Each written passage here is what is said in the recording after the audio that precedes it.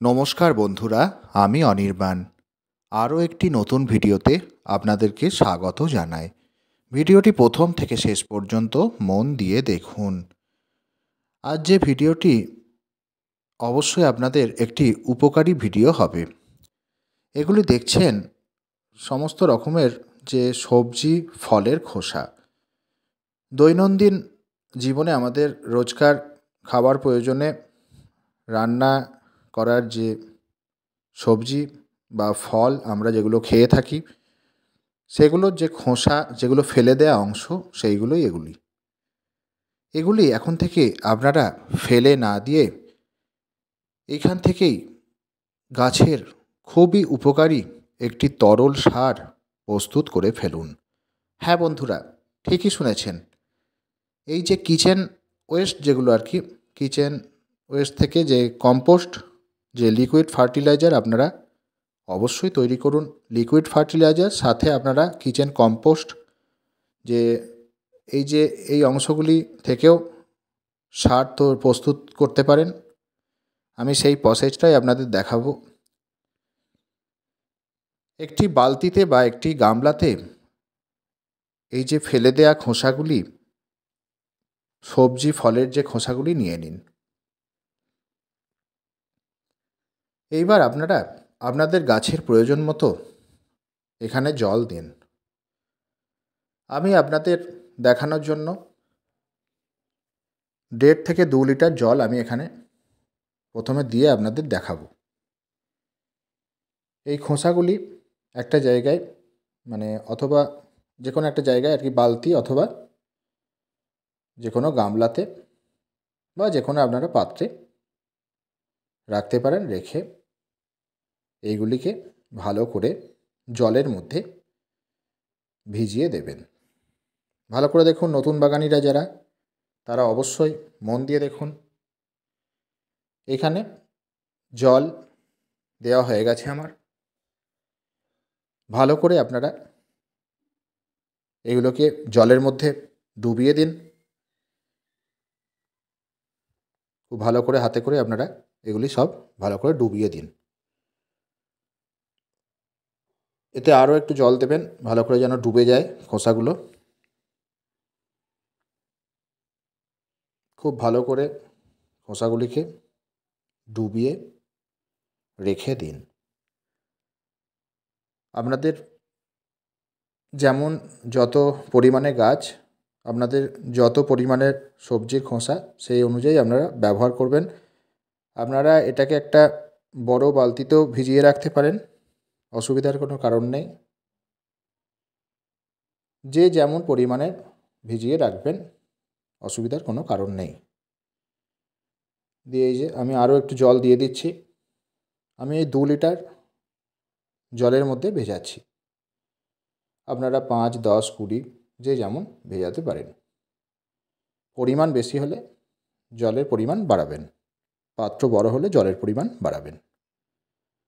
এই হচ্ছে প্রসেস। এইভাবে আপনারা 7 দিন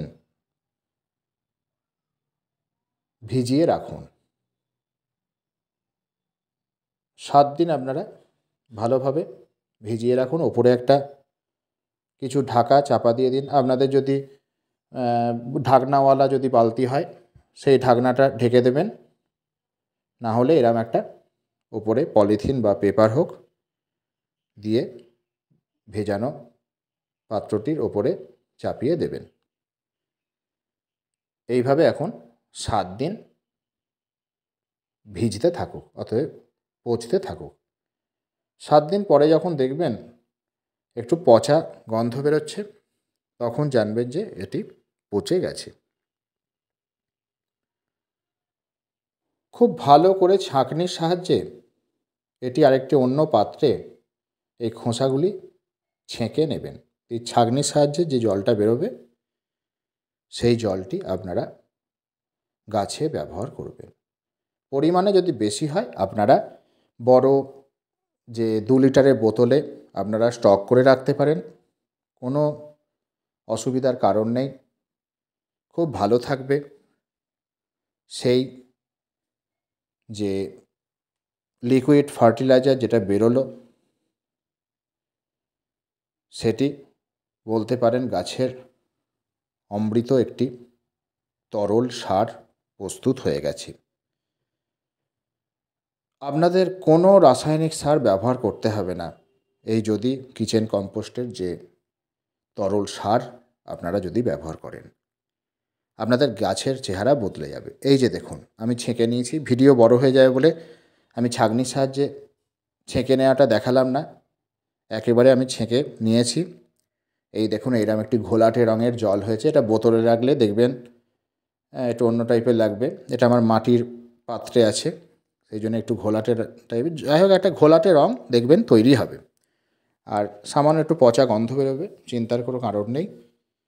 আরও খুব ভালো করতে পারেন যদি আপনাদের মনে ভয় থেকে থাকে যে এই যে পচা অংশে যদি ফাঙ্গাস লেগে যায় গাছের, সেই জন্য আপনারা কি করবেন, এর সাথে যদি জৈবভাবে করতে চান তাহলে নিম খোল মিশিয়ে নেবেন।